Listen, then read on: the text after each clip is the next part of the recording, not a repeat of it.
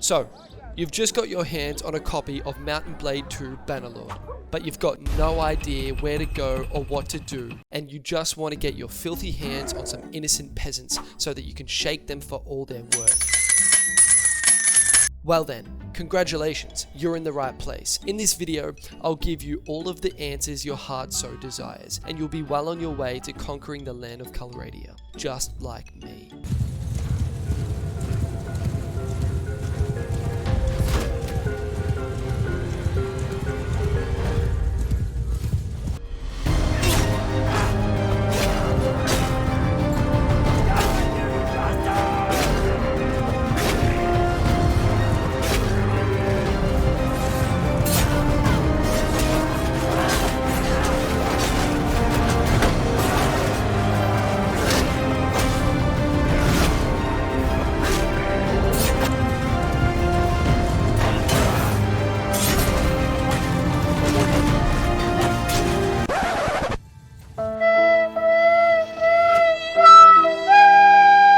Going to split this up into multiple parts to make it easier to follow along with. But before we get on with things, give this video a like, subscribe, and hit that bell icon so you can stay up to date with the best Bannerlord channel on all of YouTube. The road to 1,000 subscribers is so close, I can feel it. We're currently sitting at 930 subscribers, so don't miss your chance of being a part of the first 1,000 club. Let's get back into the video. Character creation. Character creation is going to be the first thing you do. I like to give my characters some type of backstory and meaning behind the scars they have, but you don't need to do this. Just make a character that looks cool and feels epic enough to play 70+ hours with. Choosing your starting race is actually important, so the rule I like to follow here is make sure your character's race is the same race that you want your kingdom's culture to be. It's not the be-all and end-all, but it helps to know what style you want your character to be, as choosing different options in the character creation directly correlates to skill point increases. You don't need to know exactly what you want, but it helps to know the direction that you want your character to lean towards. Maybe they are a strong warrior, a leader of men, or maybe a traveling merchant. Of course, none of these choices will hinder you from doing anything later on in the game. It will just make for a better starting point for specific skills. So, if you just want to choose the options that sound the coolest to you when you build out your character story, then you can 100% do that too. Usually, I like to know what weapon type / build I'm going to make at the initial character creation screen. Once again, this is only if you know what you want. If you don't, then feel free to spread the points around evenly and try various things out in-game. Some different character builds for some ideas include the sword and board, the horse archer or the horse lancer, or the javelin throwing axeman. Really, any combination has its own pros and cons, so I'd recommend that you try out a lot of different builds and weapon types and see which ones feel the best and the funnest to play with. Upgrading your character. One tip I'd say here would be if it's your first time playing, then don't just pour every single point into combat attributes. Spend a couple points on other important skills like leadership, trade, tactics, and steward. Attribute points in Bannerlord group different skills together in groups of 3. For example, Vigor will group one-handed, two-handed, and pole arms together. Upgrading an attribute will raise the learning limit and rate for each of these skills. Focus points in Bannerlord are used to increase your learning rate and learning limits. The rate decides how much experience you gain for each action. The limit decides how high the skill can go before you can't learn anymore. Think of these as more of a honed in and specific version of attribute points. They don't affect as many skills, but it greatly raises the learning rate, a lot more than that of the attribute points. So think about what's important in your character build and choose where you spend your focus points wisely. The way you gain experience and level up in Bannerlord is by performing certain actions enough times. Attacking enemies with one-handed swords to increase one-handed sword proficiency, for example. Click on the icon highlighted, then choose the perk you want on the right-hand side. there's a summary of what every perk does, so it's worth spending a little bit of time going through and seeing what perks you eventually want to give you something to work towards. Survive. So, you've just created your character and your clan, and you've been dropped into the vast and dangerous open world of Calradia. If you're brand new, then I would recommend completing the tutorial section before this, however. This will give you the basics of the combat and writing systems in the game. The first problem that you're going to run into when you load into the world is surviving. If you take a quick look at the map, you'll notice that there are a ton of hostile groups constantly roaming the map. And if you want to get anything done, then you're going to have to roam around with them. Traveling the world alone is like releasing a goldfish into a shark's tank. It's just not going to have a good time. You're going to want to build up a small crew of about 7 to 15 men, so that most bandits and looter groups will stop trying to attack you, and even if they do, you can successfully fight them off. In order to recruit men, you can start at villages and get the lowest tier troops and level them up in looter fights, or go to towns where there'll be better troops, or you can recruit mercenaries and companions from taverns. Once you've roamed around a little, fought in a couple battles, you should have some loot and some troops available to upgrade. You can smelt the available gear down, which ends up leading to more cash, but to keep things simple, you can just sell the loot you don't want to keep. Upgrading troops makes them stronger, but keep an eye on your finances as their wage will also increase. Next, depending on what game mode you're playing, sandbox or campaign, you're going to want to travel to the kingdom of your choice. Start to earn some money. So, you've arrived at the kingdom of your choice, and maybe your little band of cutthroats has grown, but now you realize you have to pay them every week. Oh, and you also need to feed them every day too. To feed your troops, simply have a food item in your inventory and they will automatically eat that. If you run out of food, then your party will lose morale and start to desert. So make sure you have some food on you if you have a lot of troops. That brings us to the next step. You need to make some money. There are countless ways to make money in Bannerlord, and soon enough, you'll be able to pick and choose the different ways that you prefer. But to keep things simple, I'll just tell you the usual methods/ways that I like to make money at the start of my playthroughs. The number one thing that I'll look for to make money are tournaments.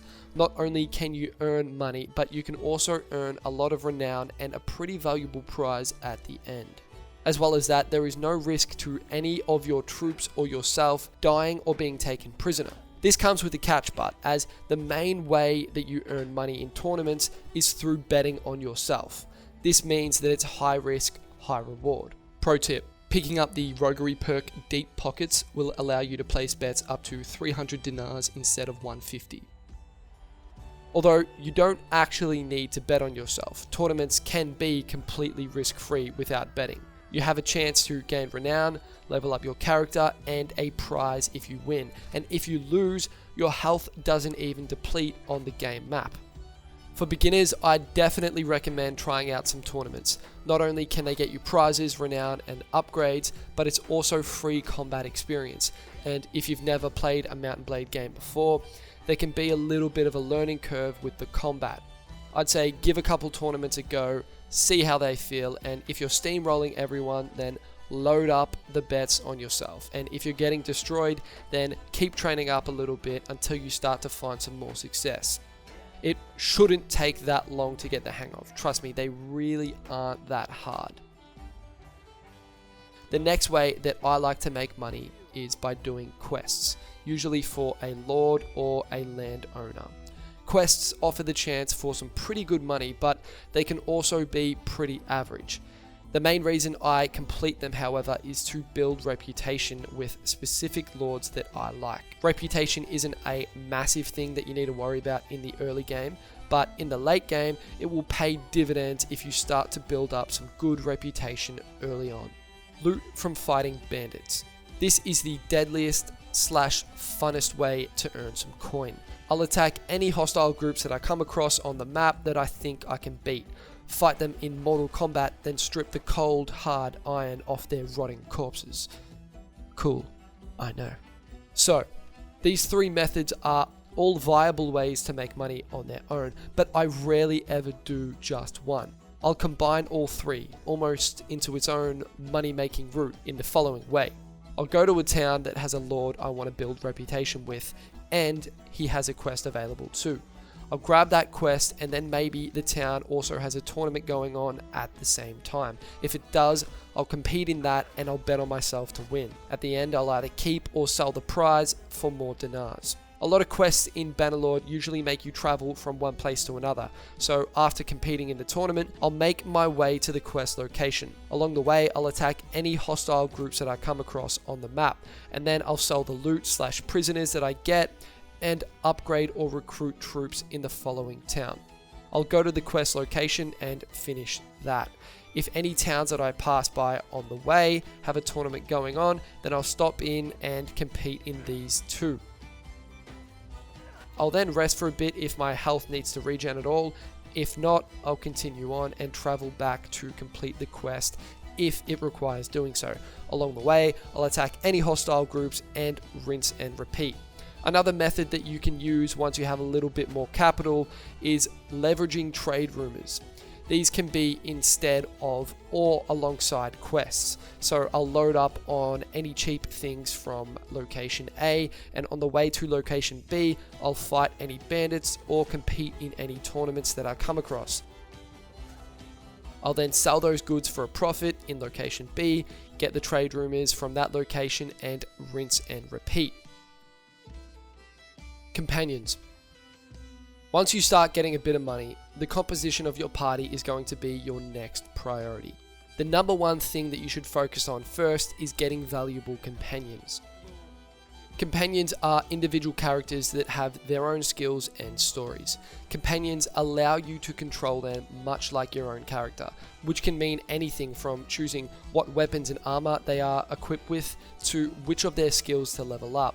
They can take part in battles, go on missions/complete quests for you, and they can even become important lords for your faction as you upscale over the course of the game.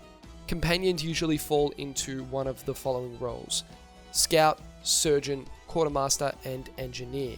On top of that, you can also pick up a warrior-based companion and also a right-hand man. The Surgeon role affects how many of your soldiers survive a battle with wounds rather than simply dying from their injuries, and also how quickly your party can recover from being wounded in battle. So if you want to avoid a lot of deaths and long injuries holding your armies down, get yourself a Surgeon. The Scout role determines how far your party can see, and also makes it possible for you to track armies that have passed through the area recently. These tracks are indicated as arrows that you can hover your cursor over for more details. Units with a high Scout skill can also affect the movement speed of your party. The Quartermaster role is important because it determines how many people you can keep in your party without suffering penalties. Troop numbers matter a lot in this game, so having a good Quartermaster can help you raise more troops to fight off larger enemies. The Engineer role will gradually become more important later on in the game because it affects your ability to maintain sieges and construct siege equipment. It can make a huge difference if you are in danger of your siege being interrupted by a large opposing army, or if you are holding out for your own allies to show up and save the day. This one isn't going to be as important at the start of the game as the other ones. Once you find a good fit for each spot, remember that you actually have to go into the menu and select them in that new role. A lot of people make the mistake of forgetting to do this, which means that you aren't getting any of the benefits at all. These spots will usually default to your player character's skill if no companion is selected. At the start, find a companion for each of these roles, bar an Engineer. You can probably find either a warrior or a right-hand man instead. Then, as your clan tier upgrades, you can start expanding your companions. The first clan tier starts with a limit of up to 4 companions. The only way you can raise your limit of companions is by upgrading your clan tier. Each upgrade comes with an extra companion slot, eventually maxing out at 8 companions. So now that you've got your companions sorted, let's start to think about the greater composition of our little warband. The easy way to think about army composition is to break it down into 3 areas: infantry, cavalry, and archers. They all have their own strengths and their own weaknesses. Infantry should make up the bulk of most armies. They hold the line, however they are pretty slow and generally not that maneuverable. Archers will usually sit behind the infantry and pick off targets from a distance. They are great at whittling down and softening enemy forces before they engage with the infantry. However, they are extremely susceptible to close combat, usually dying pretty quickly to infantry but definitely to cav. Cavalry are literally the workhorse of the army. They provide a lot of the shock value to armies, and most of the flanking is going to be done with them as they are highly maneuverable. Depending on the type of cavalry unit, they are weak to speared infantry or other higher armored cav. There's other more complex ways of thinking about army compositions, and it gets pretty complicated when you start to combine some of the two, like mounted horse archers. But having a grasp on those 3 categories is more than enough for you to steamroll past the start of the game. There is no one size fits all here, but as a general rule, I like to keep 50% of my army as infantry, 20% as archers, and 30% as cav. This way you're not totally screwed if you come up against an army that just completely counters one of these units. The exact type of troops you get can be at your own discretion. Have a look at the troop upgrade tree and see what troops you like the look of in the final stage, then upgrade them according to that plan. Usually Sturgians have pretty strong infantry, Battanians have solid archers, and Vladians or Kuzites have great cav, although you can definitely make an army with just one culture's troops too. Hey guys, I thought I'd quickly jump on here and kind of explain my general thoughts behind each battle that I go into. It's not every single battle because each battle is different and there's a lot of factors that affect battles that are outside of your control, like the terrain that you're fighting in, or the forces that you're fighting and what kind of units they have, and tactics will change generally speaking on, if your enemy has more cavalry than you, or if they have more infantry, or whatever the case is. But yeah, generally speaking, I like to kind of maintain a pretty heavy a pretty general, kind of style of having the infantry, so this line right here, kind of soak up a lot of the attention and a lot of the damage from the enemy, and distract. I kind of use them almost as a distraction, so that other units like my cav or my archers or other infantry units can kind of wrap around the sides here, all the flanks, any of the flanks, so behind all the sides, and kind of deal a lot of the damage. So I'll hold them here, I'll hold all their attention with my infantry, and I will attack them with units like my cav, and barrage them from the sides and the back. And then my archers, also I try to get them involved and get them onto the sides if I can. So let's just kind of give a quick run through of the army and what it'll be like. I think they're gonna kind of come towards me. So yeah, they're all gonna charge head first. So to select any kind of force, you just select what you assign them there. So you see those keys above. 1 is infantry, 2 is archers, and 3 is cavalry. So right now I've selected 3, which is my cavalry, and I can get them to move to a certain spot. So if I press F1 and then F1 again, they're going to move over there. If I press F2, they will follow me and they will do anything that I do. Right now I'm going to get them to actually just move over there into that position, so they can be a little bit of a distraction. And I'm going to get my archers to kind of move over there so they're not firing over the line of my archers. Right now I'm going to get my horses to actually engage their enemy troops. So the difference between F3 charge and F4 engage is charge is almost like the I want to get my enemies. I want to get to my enemies as fast as I can and as reckless as I can. I just want to charge headfirst in, basically. Engage is basically your forces moving up to the enemy and using the best things that they have available to use, or their strongest kind of weapons, or their style of fighting. So, for example, like spearmen or something, they won't run in and start fighting with swords. They'll try to utilize their range and use their lances from afar, from a distance. Archers will try to, or any range unit will try to maintain a bit of distance and use their strongest kind of weapons. So archers will use arrows and so on. Right now their forces are coming. So we'll probably want to move my cav a little bit taller.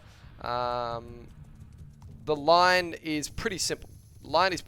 So you can do all these different things with the line. You can create a normal line like we've got now. We can create a shield wall.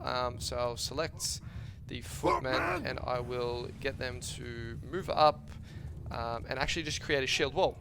So they will have a solid shield wall like this, and this is great for negating ranged damage or other things like that. So their horses are coming towards us, so I'm going to actually engage their troops with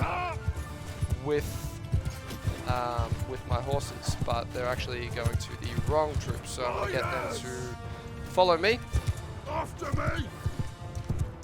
So they can attack the right troops.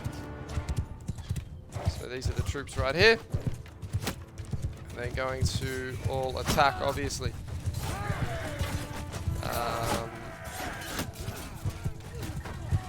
I'm actually just going to go now F1 and F4, so they will engage. So they usually tend to go to the closest kind of enemy.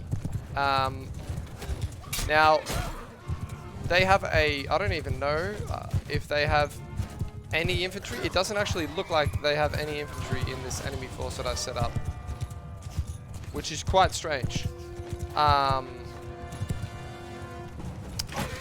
Yeah, I don't think they actually have any infantry, or at least I can't see any. So right now I'm going to get my infantry to move up and engage their enemy troops. I'm going to get my archers to kind of move up in their position.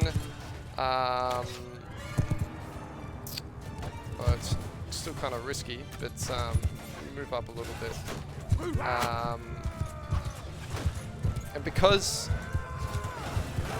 there is enemies and horses riding all the way around, they're going to engage those troops and not those troops up there on that hill. Oh, they actually do have infantry, but it's on the side of the hill. I didn't actually see that, which is actually really funny. So I get my archers to kind of come over here.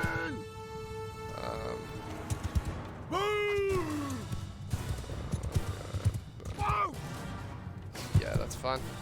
And my cavalry to go over back there. Get moving! Okay, my whole force is moving. These guys are very slowly moving. So I might grab them and get them to move over there. And get my cav to charge right back in. This is a very weird battle. I don't know what's kind of going on here.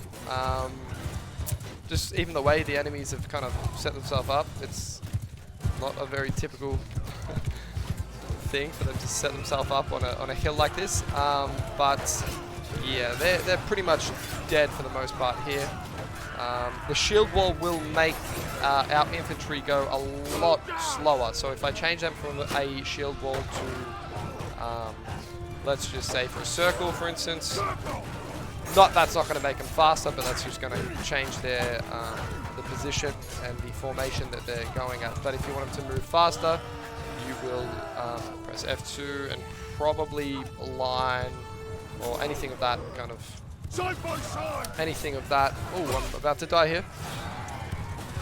my god. Anything of that nature will move faster. So shield wall is a lot of damage negation, but you know, you got to be careful because they really do move a lot slower. So it'll take them a while to get to any of the enemy troops. At this stage, I'm just going to get them to run in there, engage everyone. This is kind of not at all really how I would fight, but the battle's kind of got away from me as I've been trying to explain things. But are they like dead? Is there any actual forces left? There's no... I was going to get my cavalry to kind of charge that line, but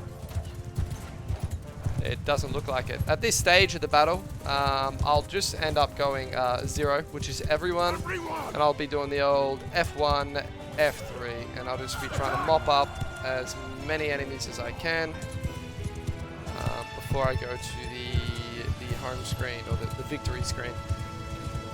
F1, F3 is going to be a thing that you use a lot towards the start of the game. It's pretty much the quickest way to deal with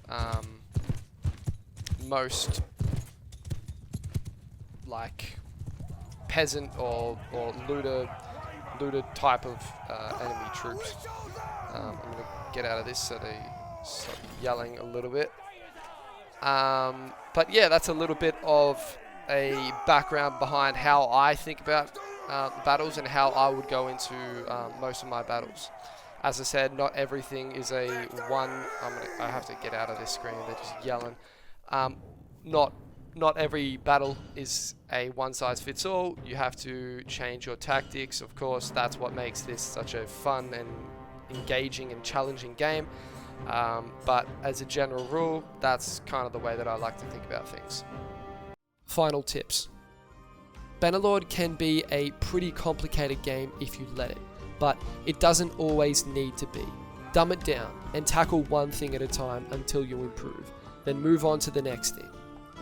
You aren't going to learn everything overnight, and even though it's good to look up some tutorials, my best advice is to get out there and actually play the game.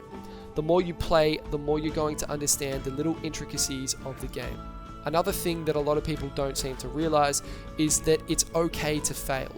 Setbacks are bound to happen in every playthrough. Use them as lessons to learn from instead of game-breaking dead ends. All in all, Bannerlord is one of the most rewarding and unique games that I've had the pleasure of playing.